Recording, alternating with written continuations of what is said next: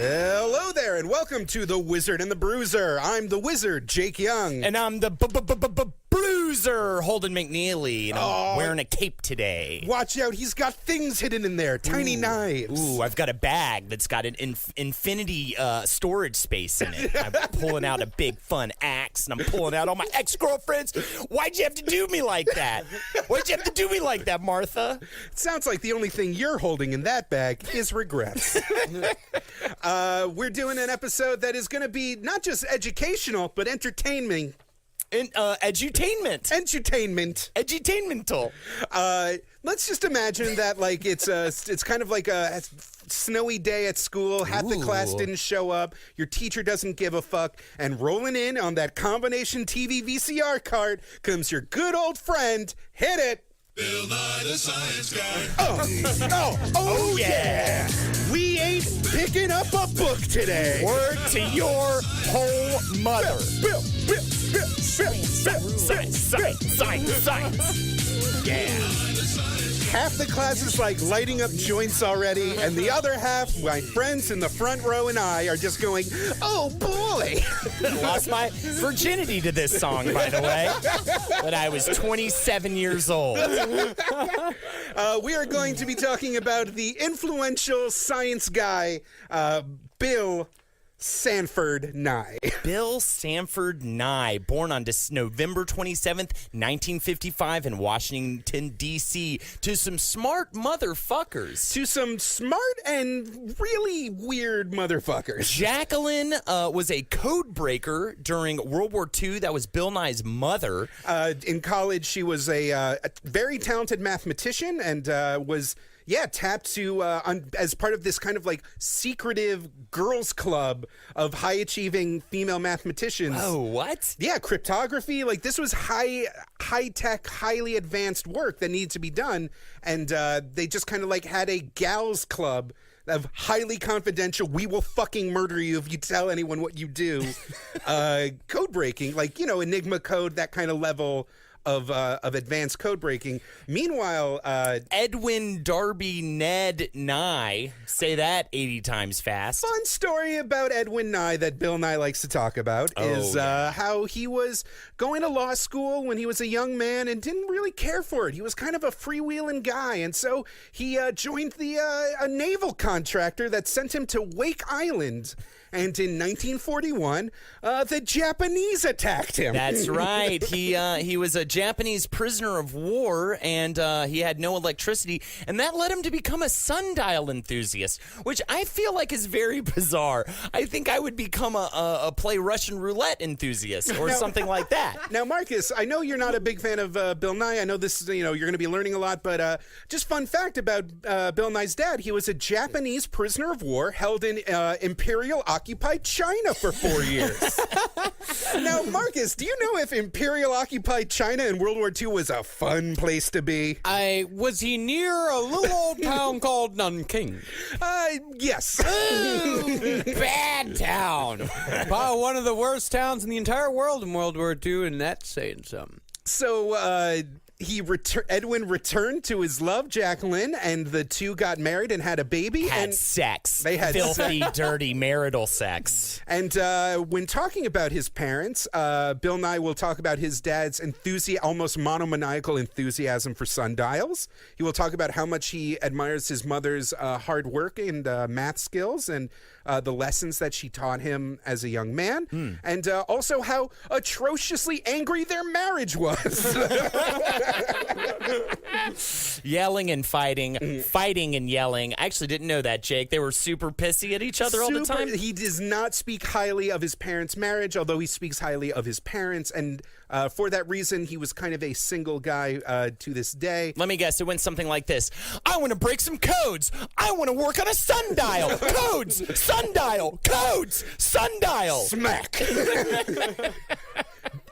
Counter smack. No! No. So oddly Why enough, didn't they just make a code out of a sundial? That's my fucking question. Anyways, Jake, I'm sorry. How are you going to make a code out of a sundial? There's only one thing that a sundial does. It could have weird other symbols on it. I don't know. It could have a secret opening inside of it. You had to turn the sundial in a certain way or something Yeah, but like the that. only thing the sundial can do is that, like, when it's 4 o'clock, it opens up. I think it can do a few more things than that if you put wheels on it or something like that. So Bill Nye, young Bill, discovered a love of tinkering and model building. Yes, of course. Much like... Quiet, peaceful, solitary model building. Absolutely. Kind of like me. My parents were a bit tumultuous at times, and I love to put together Puzz 3Ds. So I do understand what that was like. So that's what those are for. Yes, those what those are for. They're in the children's section under relationship help. All the time, I'd be at Toys R Us being like, "Who buys these dumb things?" Oh, dude, I did the Eiffel Tower, I did the White House, I did the London Bridge. Oh my God, my father. I'm sorry, just some memories just got brought. So he had a love of building and tinkering. He would play with model airplanes to see if he can get them to improve their aerodynamic traits. He would design his own bicycles and build them from scrap. Sounds like an engineer in the making to me, Jake. So that's what he ended up doing. He believed in making things, and so he was an engineering student. He studied at Cornell. And before that, he was accepted to the Sidwell Friends School. Do you know about the Sidwell Friends School? It sounds like something they would cover in Last Podcast on the Left. Yeah, right? Exactly. It's a haunted school. It's a haunted school full of cult people. No, it's a it's a highly selective Quaker school located in Bethesda, Maryland. It's described as the Harvard of Washington's private schools. Both of Barack Obama's daughters attend Sidwell. It's just the kind of place I go to Sidwell. You know what I'm saying? Sidwell. Theodore Roosevelt's son went to Sidwell. Richard Nixon's daughter went to Sidwell. Bill Clinton's daughter also went to Sidwell. Not Chelsea. Chelsea, indeed. But then he went to Cornell after that. Yeah, you're totally right. And got to get his BS in mechanical engineering. But he also, at that time, attending Cornell, he took an astronomy class taught by Carl Sagan. How fucking cool is that? Mind's blown, listeners. Carl Sagan, of course, was the host of Cosmos and is just, the pale blue dot. Is that where Bill Nye learned how to be an arrogant son of a bitch? We'll get to that. Marcus, I'm. You know what? I'm sensing a little bit of tension from this corner of the room. But okay, this tension is real. This is a real thing that we will get into because I've been doing a lot of research in Bill Nye. I made like a dumb little listicle for Dorkly about Bill Nye, and there's two sides of the Bill Nye phenomenon. There's the fucking wheezing asthmatic kids that actually bought into the science is cool. Who else wants to help me change the world, youngins? And then there were the kids in the back being like, fucking shut up, you weird-headed asshole. I honestly do not care about the nervous system. I want to get fucked. Did you know that planetary motion is different than molecular motion in many key ways? Shut the fuck up, you gawky motherfucker. You spindly, slender man asshole. I want to get my dick sucked by age 13. Man, I wish I was one of those kids. I wish I was, but I feel like I'd be real bad at it. Yeah, that's very true. I'd smoke the joint backwards and stuff like that. After tooling around for a oil company, he ended up in Seattle working for Boeing. Which was back to airplanes. His love of flight and aeronautics is profound and lasts to this day. And it actually was his first kind of intro to doing some of that edutainment sort of work. He starred in training films and developed and kind of did that kind of hosty stuff on sort of starting at Boeing. And he also developed a hydraulic pressure resonance suppressor for the 747. And if I knew what that was, I would be even more impressed. I went to look it up, and I was like, many words, bad words, big words, mad words. It goes. I needed you there to tell. Yeah, exactly. I needed someone like you there to be I think it actually suppresses the. Oh, okay. It makes the go. But if you are flying in a 747 to this day, that specific part is still in production, still in use. What? Yeah, that's cool. But he was here's the thing. Now he's a young, kind of a goofy guy. just a pleasant nerd in Seattle in the late 80s, early 90s. And Seattle in the late 80s, early 90s was a very happening, cool place to be. Yes. Everything from Microsoft to alt-rock was happening out of the Pacific Northwest. Mudhoney. You've got Nirvana. The presidents of the United States of America, who half so of these... good. And You just bring out the presidents of the United States of America in the same breath as Mudhoney? Oh, we're Millions doing an of peaches. episode on them, buddy. Funny. On Mudhoney? Yeah. No, on Peaches. You've got Lump. Name me, Naked and Famous. name me even 50 songs that are better than Lump. I want to hear it. I want Rolling Stones. Maybe Gump by Weird Al Yankovic. Gump It's Maybe. far superior to Lump. Gump rules. No one is claiming Gump doesn't rule. But is Gump better than Lump? Yes. Gump's good. Oh my Gump God. is good. Oh. I might be agreeing with Marcus here. Gump's pretty good. Anyway, back to the classic podcast, 30-something screaming. Gump is the snorks of the 90s. I will strangle you on mic right now. Your neck is just begging for chokes. So he started his first foray into entertainment was that he won a local Steve Martin impersonation contest. Now, if you look at Bill Nye, he doesn't exactly look like Steve Martin. He just is kind of goofy and waspy looking. Yeah. But people who were there claim that he embodied the Steve Martin experience. I mean, if you listen to his voice, I could hear how he could definitely emulate the stylings of Steve Martin. And like many He's got that timbre, you know? And I honestly feel for the guy. Like, I was a nerdy kid that loved comedy. I would start imitating my favorite comedians, and that made me think that maybe I had a future in entertainment. And I talked too much in the classroom, and the teacher got mad at me, so I was forced to kind of curb it and only do it in theater class, and that's how I got into doing comedy. Well, now we're going to get to this part in Bill Nye's career where bad stand-up comedy and bad sketch comedy collide. Now, you saw Bill Nye's stand-up, and you told me about this moments before the show, and so I didn't have time to watch it. I have a photo right here. Oh, man. He was already wearing the bow tie, and He looks like Professor Frink. you can find it on He YouTube. does. It's just Bill Nye's first public appearance. It's like a long comedy set, but it is rambling. The jokes fall flat. He does prop comedy where he pulls a wrench out of his sock. It is atrocious. I mean, okay, but I will say all of what you just described is like straight up the 80s comedy boom in a nutshell. Right, but it's bad 80s comedy. It is awful 80s comedy, and you can tell that the host only brought him on because they're just like, can you believe how shitty this guy Bill we know from the comedy scene is? Because also happening at this time was a boom in local television. Yes. Stuff like Mystery Science Theater, stuff like local talk shows. There was kind of a boom for this counterculture comedy programming, and in Seattle, that was Almost Live. Yes, Almost Live, a sketch comedy show that was based in Seattle, as we said, and they sort of did fun little it was broadcast on Saturday nights at 11:30, and the host of the show, Ross Schaefer, suggested that Bill Nye, because they were buddies, that Bill Nye do some scientific demonstrations and he claims, and I don't think Bill Nye disagrees with this, he claims he gave him the nickname the Science Guy. It's Bill will talk about this in interviews, and people that knew him at the time will talk about this. Bill was not funny. He was okay in sketches, but if you watch his... Speed Walker. Oh, that was his hilarious superhero character. He's a speed walker. I watched it. It was a very long 3 minutes of watch. I literally was like, damn. I kept looking at the time to see if the time was somehow getting longer. Like my YouTube was broken.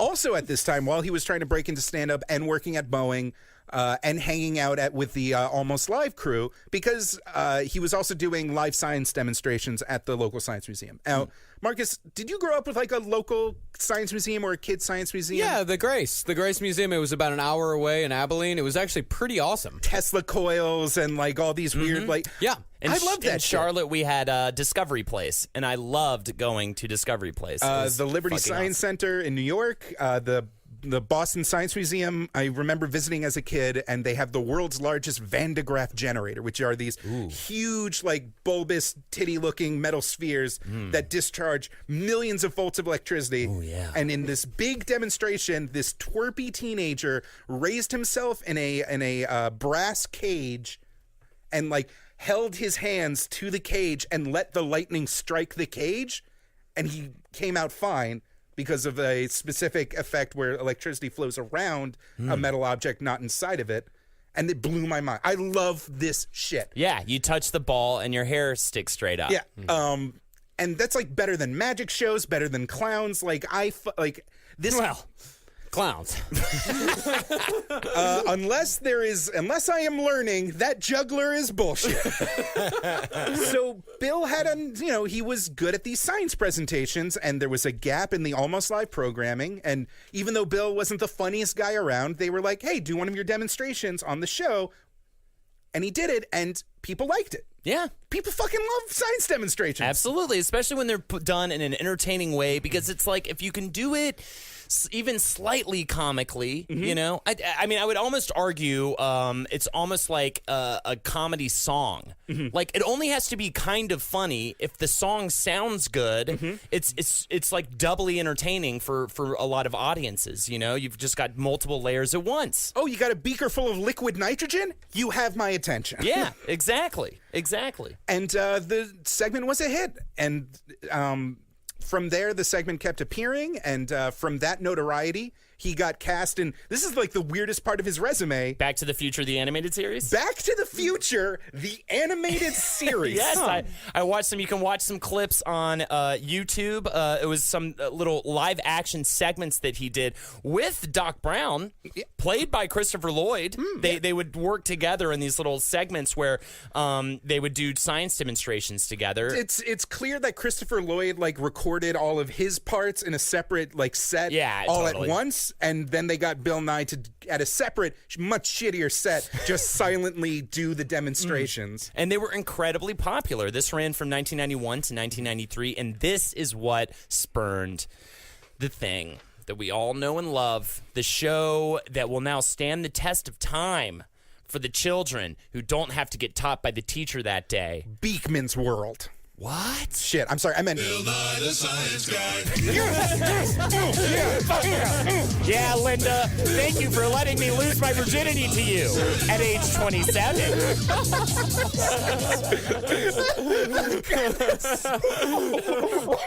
I don't know why I announced my age during coitus. just have it like I am a 27-year-old man. Thought you were 40. Hey, babe, I know it's only been 2 dates, but I feel a connection, and I just Yeah? hit it. Bill Nye the Science Guy. Wait, are we having sex now? Wait, is this what sex is for you? Why is this song start playing? Is this I'm sex now? 28 and a half years old. You're 28 and a half, and this is your losing your virginity? Yeah.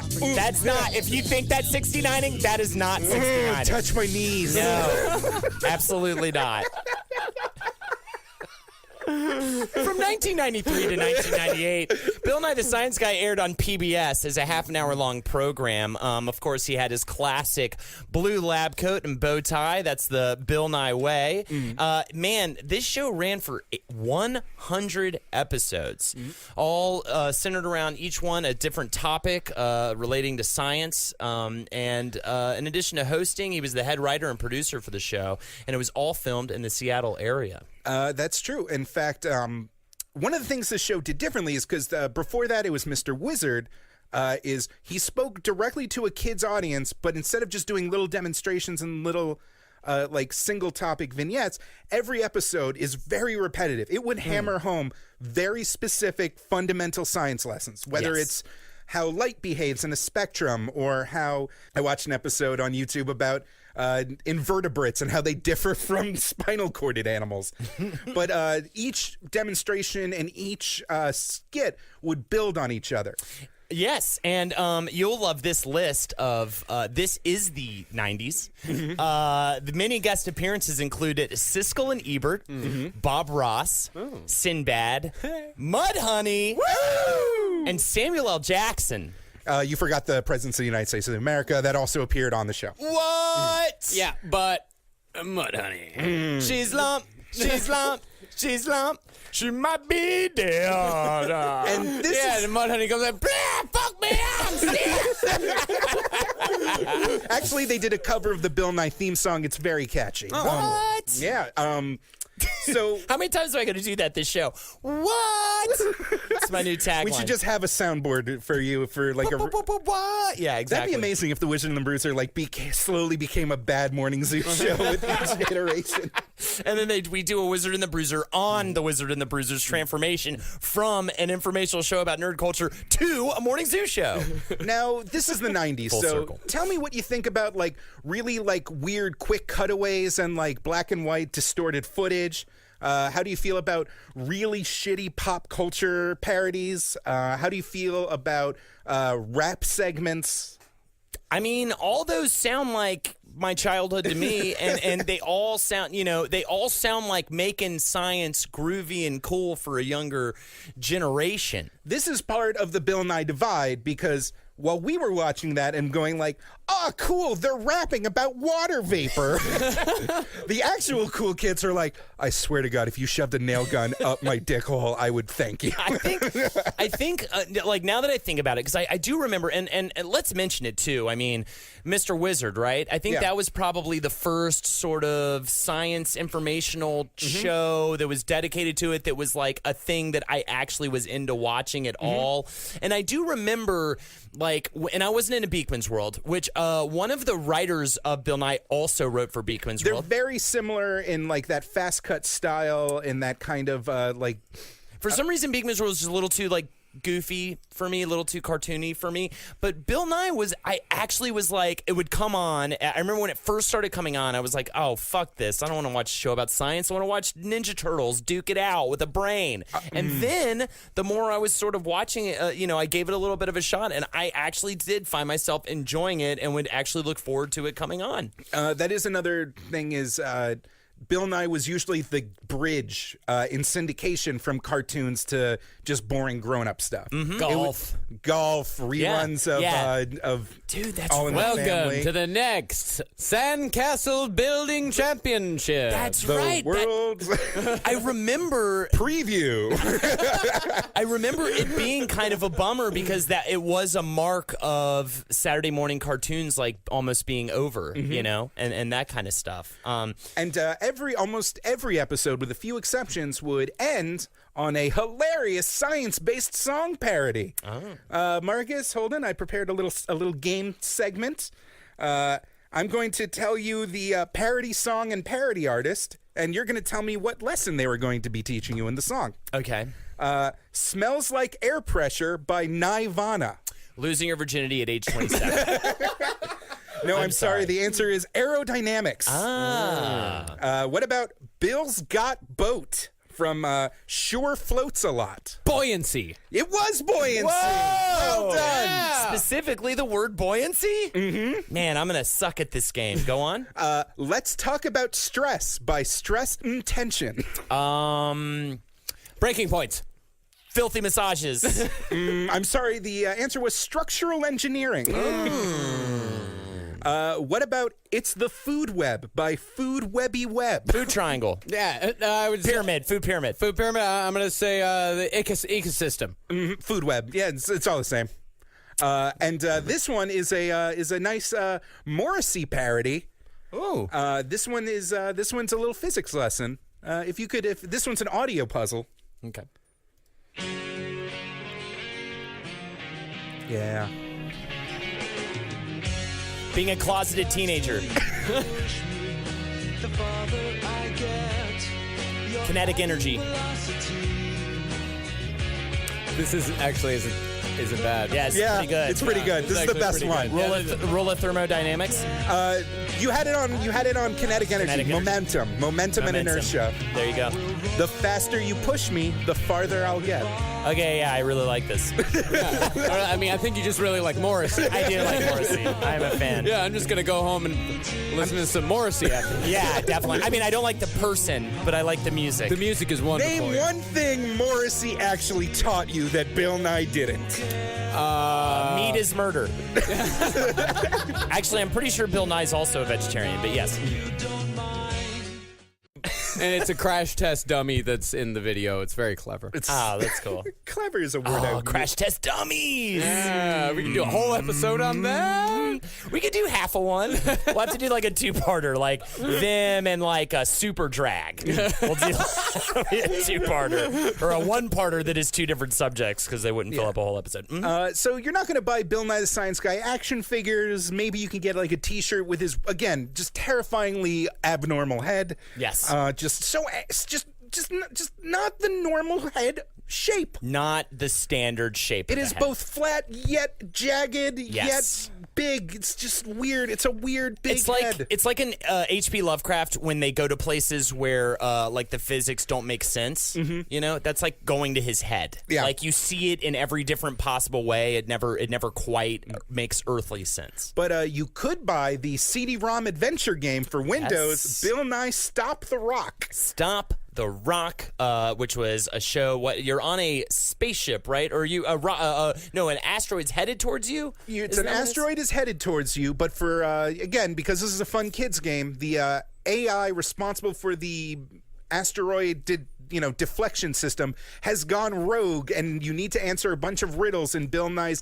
creepily empty lab. It's kind of like Myst. It's basically just Myst with Bill Nye the Science Guy There you hanging go. out trying to stop global genocide on an unprecedented level. Or that CD-ROM that came with the Wu-Tang Forever disc. I don't know if you remember that, but you walked around their weird Wu-Tang mansion, and it was very empty, and you had to solve clues to get bonus videos. Yeah, the Rolling Stones did that too. It was called with the Voodoo Lounge album. Yes. Oh, and Primus did that Primus too. did it too. Oh, so good. Guys, the 90s were great if you don't look at it too hard. And his next big thing after that was he was the technical expert for a little-known, beloved show on Comedy Central called Battlebots. Oh, God. I Remember watched Battlebots? Battlebots might be the worst show I spent the most time watching. I know, right? It was always like this big build-up, like this crazy thing was going to happen, and then it was just two really lame robots just sort of trying to run into each other and failing at even doing that. Like, within episode 2, the game was broken because, like, no matter how many cool buzzsaws and flamethrowers you added, all you needed to do was just flip it on its back. That's it. So, like, just a triangle would always win. Yes, a triangle would always win, and it was really boring. Coming up next, El Devastator with built-in Gatling guns versus Isosceles Joe. It was it was really weird. It was like the MMA but with robots. It was very, very but I watched the shit out of it. Ooh, BattleBots calendars for the current season are now available for That's 2017. Now, to a testament to Bill Nye also being a actual scientist, during this time he also helped develop a small sundial used in the Mars exploration rover missions. It was called Mars Dial. That's pretty cool. I mean, there's a Mars dial on every rover that we've sent on to Mars. There's probably like 2 or 3 of them at this point, just hanging around. He designed it with like artists and other people. Right. He with his connection to Carl Sagan. There's this legend, this fabled conversation that happened when he was about to start Bill Nye the Science Guy and went back to Cornell for his 10-year reunion, and he got to corner Sagan and say, "Hey, I'm starting a kids science show." And Sagan said, "Stick to just basic science, like fundamental science. Don't like get too heady. Like just get the basics in, and the rest will take care of itself." Which kind of fits his story. Yeah. also, like, after the show stopped, and like he had a follow-up series, The Eyes of Nye. Even before that, he was a host of 100 Great Discoveries for Think Film for the Science Channel.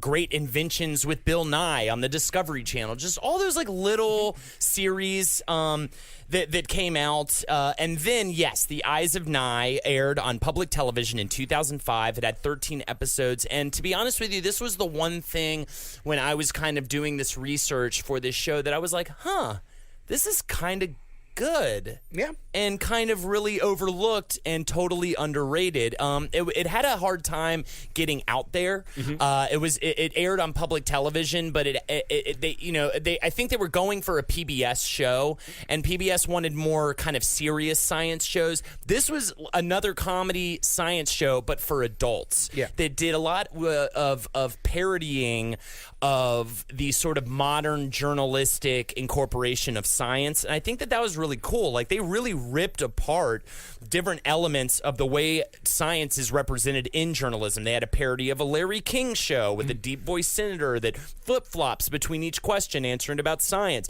They had an Opinions Now with Chris David that was straight up a hardball with Chris Matthews parody with an overbearing host that needed yes or no answers on everything related to science. They had what I want to watch this, the hippie couple, where it's just like these two stoner hippie people talking about new age bullshit science stuff. And they really kind of ripped apart all this stuff and, did different things. They had a subject each week: addiction, cloning, nuclear energy, population. The one I watched earlier was pseudoscience, and it was great. It was fantastic. And of course, he was a part of what's the name of the organization where they try to debunk different science The things? Randy Foundation? No, it's not the Randy. The James Randi something or other. He's great, though. I love that guy. He has a really good documentary. The Humanist Society. He does a lot of that.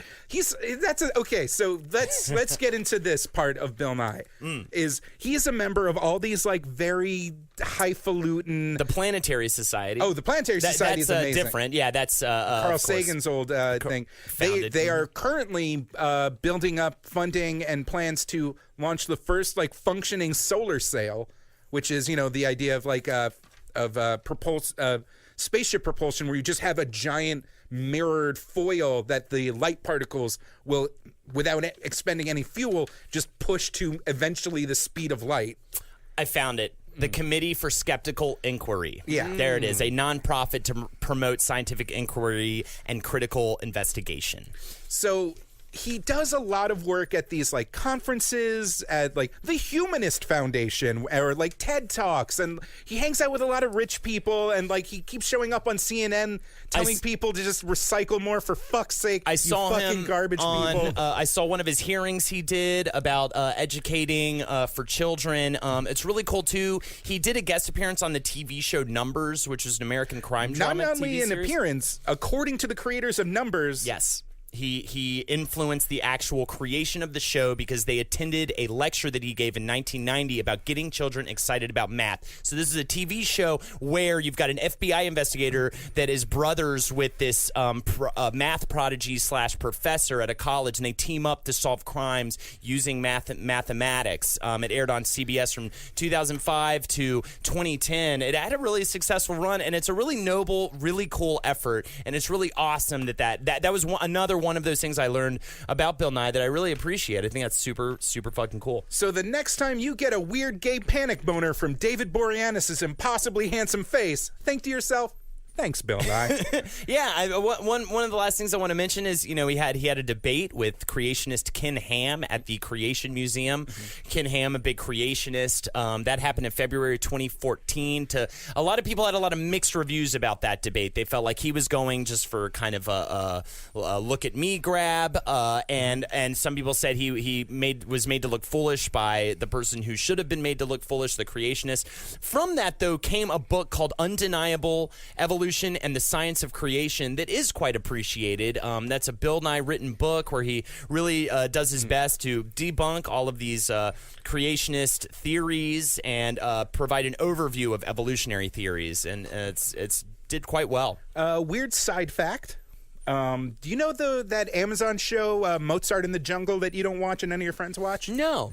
You see ads for It's it. on airplanes all the time. You see ads for it. So that Yeah, a relative I don't know well told me I should watch it. yeah. So that's a show based on an article about the secret kind of skeezy party life of concert musicians, like philharmonic, orchestral musicians. And that article was written by a musician named Blair Tyndall. And on February 2006, she had a wedding ceremony with Bill Nye. Wow. Then popular, not quite cool Christian guy Rick Warren oversaw the ceremony. Mm-hmm. And The music was provided by somebody. Yo-Yo Ma. Yo-Yo Ma. And the marriage was annulled very quickly because Bill caught her trying to poison his plants outside his home. Yeah, that's a bummer. That'll cause a big, messy divorce. So yeah, that was a big, crazy kind of part of his background. Again, for sure. adding to his when you corner him on it in interviews, not a fan of marriage. Yes, not a big fan of marriage. Also, he has a good friend and a fellow executive at the Planetary Society, Robert Picardo, who played the hologram doctor on Star Trek Voyager. Picardo's wife entered into a messy divorce with him and claimed that the two were engaged in a gay tryst. The two claim that they're just good friends and that both their exes are crazy assholes that owe them both a lot of money. And probably just doing a bunch of cocaine together, gave each other a massage. Please, it happens. He also holds several patents. He's got one for an educational magnifying glass, and the one that I had to really look into because I was so confused by. He has a patent for a new kind of ballet shoe called the toe shoe. It adds a toe box to it. I found out why. He did an episode on bones and muscles, I believe for Bill Nye the Science Guy, which took him to the Seattle Ballet where he saw how fucked up all the women's feet were and realized that those shoes have been the same for centuries. So he just jumped in on it, got the patent for it. He's probably making crazy money off so of that. this is way before he busted his shit all over the dance floor at Dancing with the Stars. Yes, this is way before Just the Dancing wrecked his knee on Stars. live television, crawling in agony. We're not even going to mention how he kind of hates children. No. So, no. Okay. So I posted a thing on Dorkly that was just like 10 things about Bill Nye. It was just stuff that we've talked about on the podcast and just stuff I'd learned researching. I got to eat. That's my day job. And I saw this massive backlash against Bill Nye. And it was kind of amazing because, I'm a front of the class kid. I was all about it. I thought he loved was it. beloved, yeah. And a lot of it was right-wing people that were coming at him because he has been a staunch advocate for intervening for global warming, Yes, for environmentalism, recorded for green stuff. energy. He worked with Al Gore on stuff, recorded stuff for his videos. He's been very, very outspoken about that. He's done a lot of episodes of Larry King Live where he's talked a lot about that, as well as debunking UFO theories, which I'm sure makes Marcus just livid. Well, he's just not a fun man. He is especially so. But also in interviews, he talks about how much it's important from his work talking to kids that you have to engage people. You have to put yourself out there. You can't just take the high ground and let people be in ignorance, which also makes you look like a know-it-all that wants to be in the center of attention. Yeah. So I can see where people reject it. But in cases of evolution, in cases of government regulation of industry, in cases of the environment, he is always making himself known and present, which caused a lot of people who didn't grow up with him as a beloved TV star or maybe just recognized him as the skinny asshole during half snow days, teacher don't give a shit days. They don't like him. But today I contacted, I can't reveal any sources due to contracts, but they're working on his upcoming Netflix series. And Which we should plug. He has upcoming, whatever. It's Netflix. We all subscribe. It'll be, with our fucking watch histories, we're not going to be able to miss it. It's called Bill Nye Saves the World, spring 2017. It's about science's relationship with politics, pop culture, and society. Boom. But I laid it out. I was like, listen, what's his deal? Is he just like a weird, like, grump? Is he just in it for the White House parties and, like, speaking fees? And my source said very, like, 100%, he is a cheesy 60-year-old man that honestly believes what he says. He believes that science is the best answer we have for all these unanswerable questions and that the humanity is better when we advance it, and that he does everything he can in his power to help that cause. And he's, just a goofy guy. He knows he was a terrible stand-up comedian. He can't believe his life is where he is. He knows he's a mechanical engineer, not technically a scientist. And it was very reassuring to just know that this goofy-headed weirdo that was a bad comedian found his niche and just pushed forward cool static electricity demos. Yeah, it's pretty unbelievable that he stayed in the spotlight for this long. It's the type of career where usually you would think you would never hear from him after the edutainment show that he did back in the 90s. And my only last thing is just definitely just look up on YouTube Bill Nye, The Nightly Show with Larry Wilmore if you want to hate everything, but you will enjoy the way that he one-ups them at the very end of it. But man, if you just want to get real mad. Oh no, my favorite Bill Nye clip is when it was this big humanist lecture series where it was Richard Dawkins, Neil deGrasse Tyson, Bill Nye, and a few other top level known nerd heroes. And Neil deGrasse Tyson launches into this awful, but what is consciousness? Is the man, do you perceive what is not? The universe? And Bill Nye just, says, Neil, all I can say to that is, wow, man. Am I, thinking, or am I, thinking I'm thinking? That's pretty good. Which, he's a goofy guy, and he represents this kind of, scientist ideal that punch me for being a nerd for believing in it, but I believe in it. Well, thank you so much for listening, guys. Please write and review us on iTunes. Oh, guys, do that! We're doing good on this thing right now. We're on the Games and Hobbies iTunes list, and we're doing pretty good, and that's thanks to you. So thank you so much if you've already written and reviewed. If you haven't, it helps us so much. And besides You're holding your phone right now. You're looking at it. Just do it. Just open the podcast app and do it. At Holdenators on Twitter, and I'm Holdenators Ho on Twitch. Catch me every Monday night playing video games with my girlfriend. It's the only Twitch stream that I even remotely understand. Follow me on Twitter at BestJakeYoung and check out the stuff I do for Dorkly. Hells yeah. Thank you so much, everybody. Have a good one. For more shows like the one you just listened to, go to cavecomedyradio.com.